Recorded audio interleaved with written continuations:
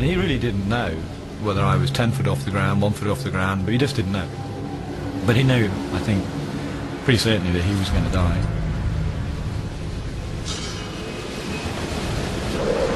Then I remembered that I'd got a penknife in the top of my rucksack. I took the decision pretty quickly, really. To me, it just seemed like the right thing to do under the circumstances. Because there was no way that I couldn't maintain my position where I was. Sooner or later, I was going to be pulled from the mountain. I took the rucksack off and managed to unzip the top pocket with one hand and get the penknife out.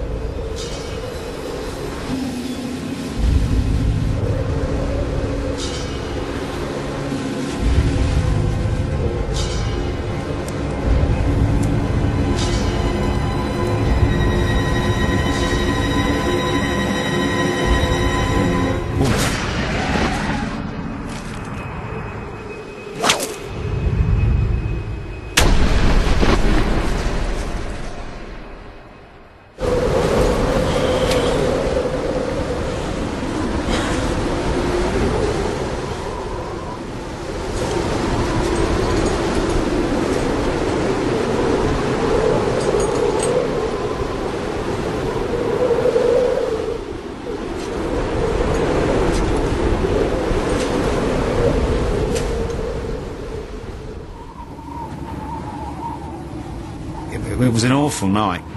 My mind was plagued with the thoughts of what had happened to Joe. And it took a long time to warm myself up. And really, I didn't properly, I guess. I had a very, very cold night.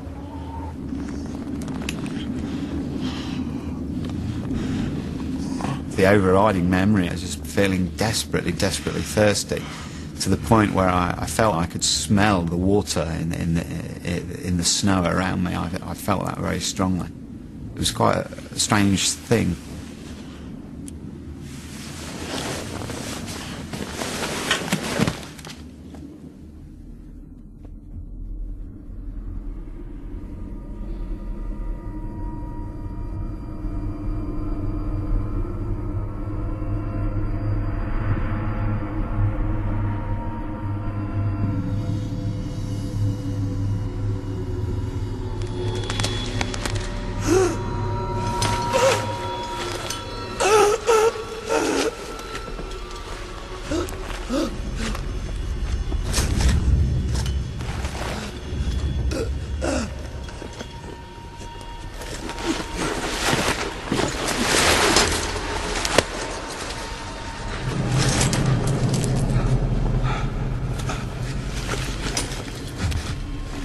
I didn't know what had happened.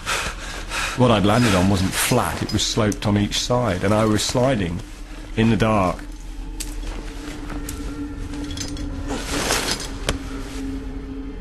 I think I must have fallen about 150 feet in total. I was pretty surprised to be alive.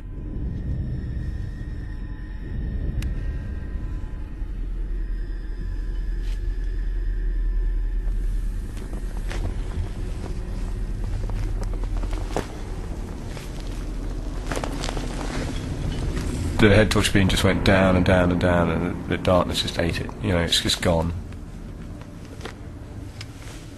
I felt very unnerved, very, very vulnerable. If I'd landed 2 or 3 feet further to the right, I would have just gone down this huge hole. I got this ice screw in pretty quickly.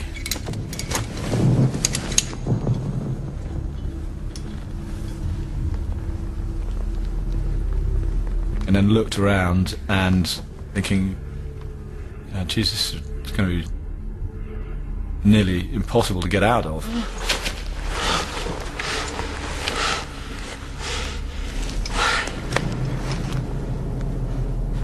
My rope was going all the way up, 80 feet, up to this small entry hole.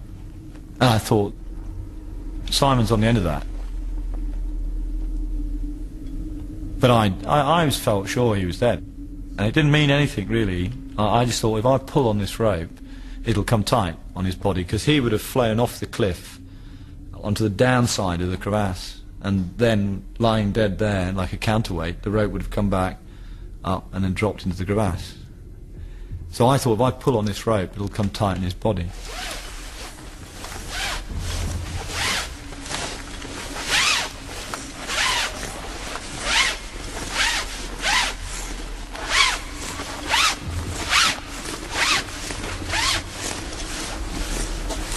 And he just kept coming, he kept coming, he kept coming.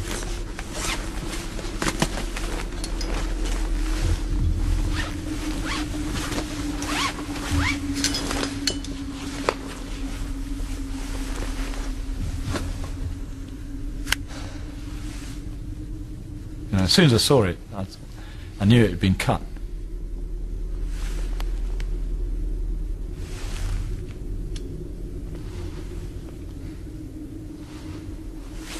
I thought, you're going to die in here. I had a pleased feeling that it meant Simon was alive. Simon! Simon!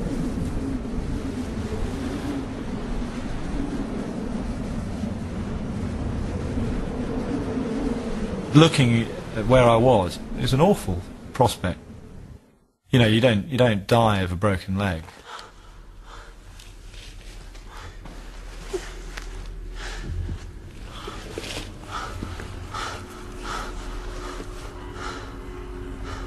I think I did turn my head torch off to save the batteries.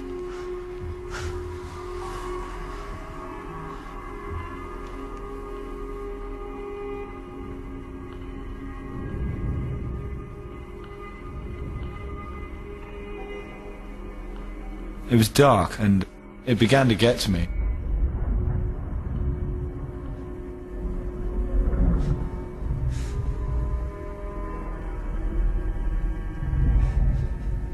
There is something about crevasses. They have a dread feel, not a place for the living.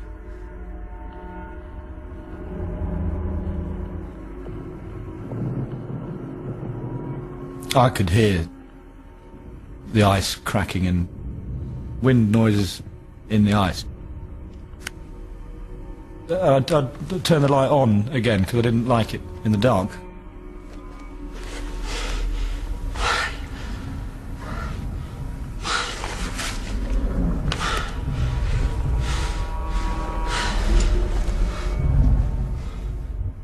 I felt very, very alone. And I was very scared. I was also, I was 25, you know, I was fit. I was super ambitious. And this was the first trip we'd been on. I wanted to climb the world, and it just didn't seem, this hadn't been part of our game plan.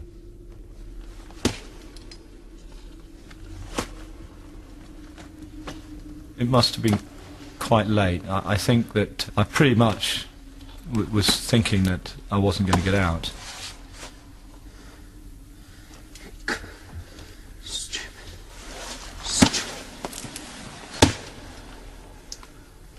Stupid.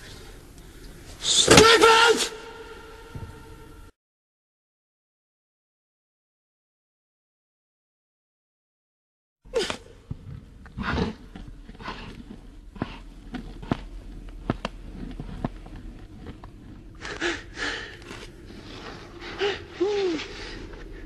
This is childish.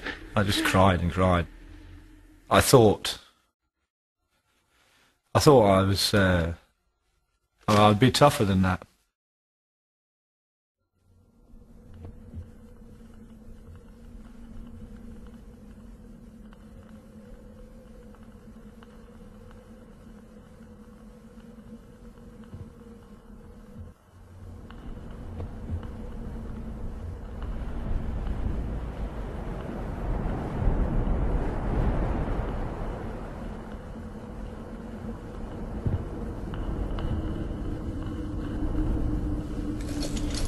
It was getting lighter, so it was 5 or 6.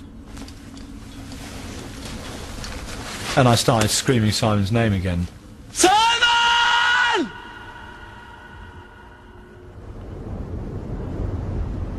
I got myself up, got dressed and that inside the snow hole and packed everything away.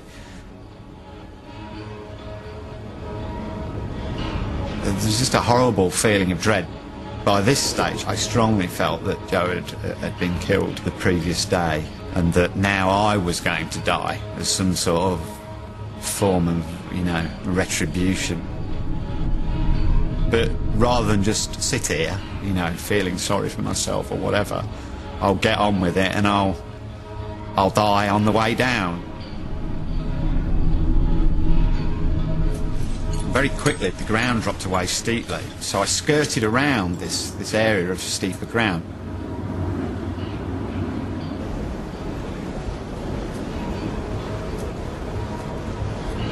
As I abseiled down, I could see this overhanging ice cliff, which is what I had lowered him over. So I knew that he'd have actually been hanging in space, which is the reason he couldn't get his weight off the rope. And as I went down lower, I could see to my horror, at the base of this ice cliff was an absolutely enormous crevasse. About sort of 30 feet wide and just bottomless from where I was looking at it.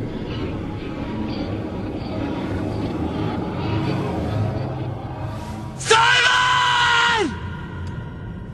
He would have been up at first light, I thought, because I was desperately thirsty, and he would have been, and he would have wanted to get down and get water, and he would have wanted to find me.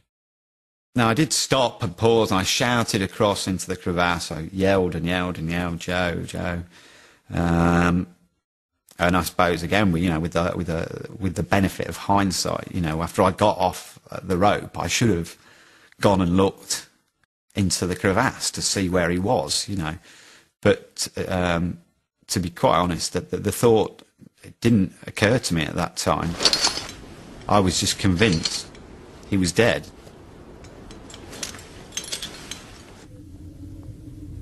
Simon! I'm absolutely convinced by 10, totally convinced that I was on my own, that no one was coming to get me. And I was thinking, how could I climb out of here?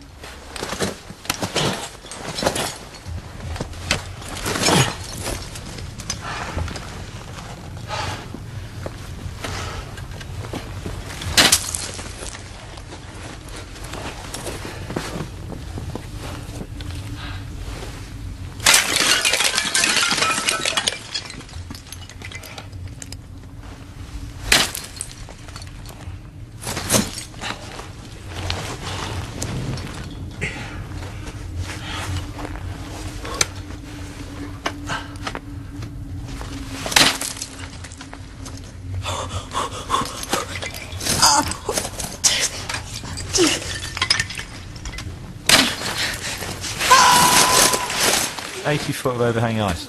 No way, I couldn't do it with a good leg. I knew that they were both dead, but I couldn't just clear off and leave the camp. For one thing, I didn't know anything about them except for their first names, Joe and Simon. I didn't know their family names. I really knew nothing about them. And I had this bizarre idea that if they'd fallen off the mountain, they would have just landed at the bottom of it.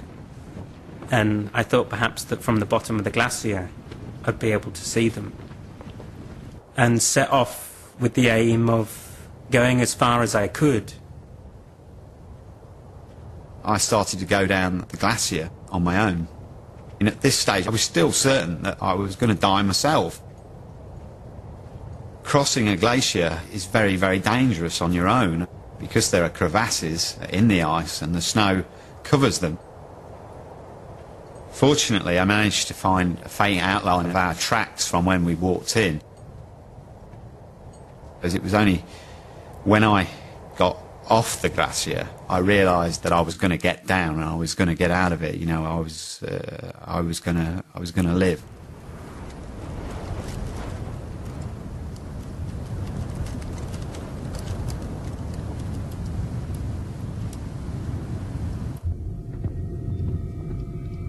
can't really describe how scary the night had been.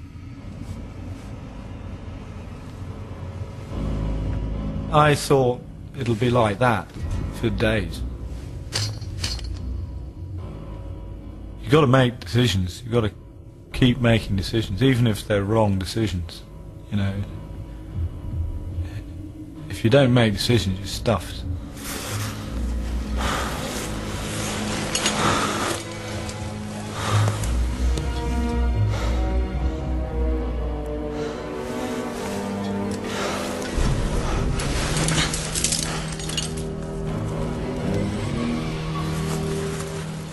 Short of dying on the ledge, my only chance was to lower myself deeper into the crevasse. I didn't know what I would find down there. I was just hoping there might be some way out in a labyrinth of ice and snow.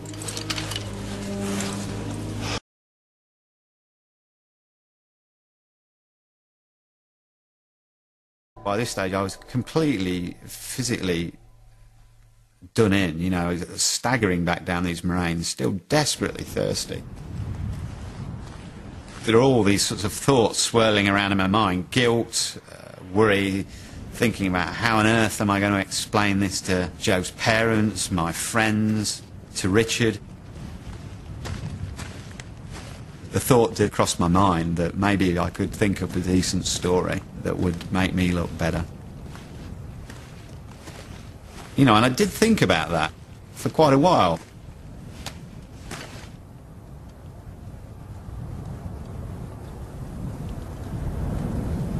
Really, the only image that sticks in my mind from all the time in Peru is seeing this figure, and it was fairly close before I could see who it was. But he looked absolutely horrendous. You wouldn't recognize him. And I said, "Where's Joe?" And he just said, "Joe's dead." I told him the whole story. As we walked back to the camp, I told him the whole story of what had happened. He wasn't in the slightest bit judgmental about me or what I'd done. He took it very well.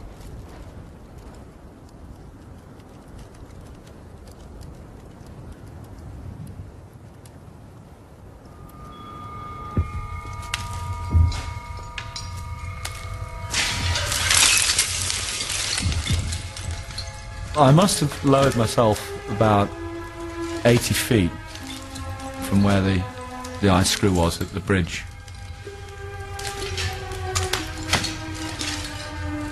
I was now in the base of it seemed to be in the base of a crevasse that was shaped like a big hourglass. To the ceiling was probably about 160 feet. I think it's as big as St. Paul's Dome in scale. I remember looking down, and there was this solid snow. And I thought, this is the bottom of the crevasse.